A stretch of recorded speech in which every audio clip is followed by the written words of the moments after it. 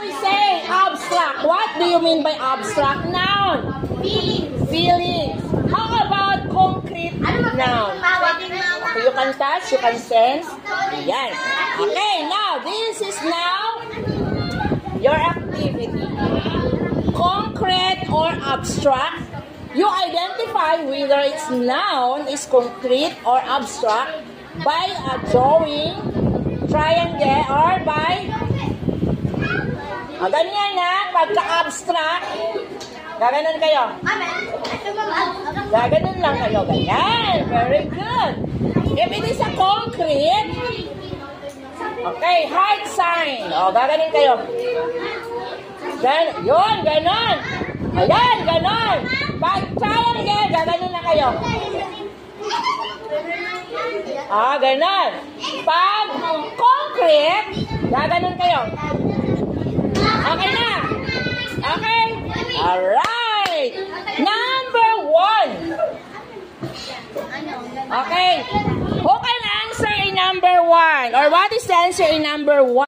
Answer number 1? Or read and answer. Everybody, what is your answer? Abstract. Oh, action. Yan, heart. If it is happiness. Ay, sana yung galaw ng girls.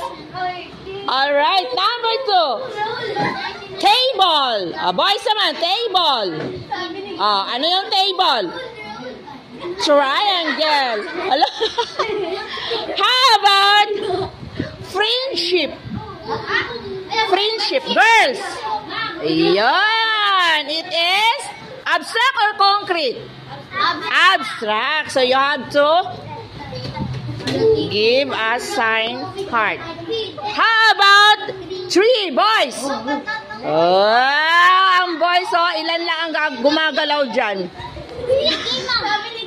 Okay, how about bird?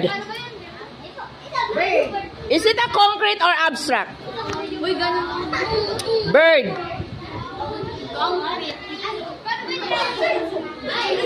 All right.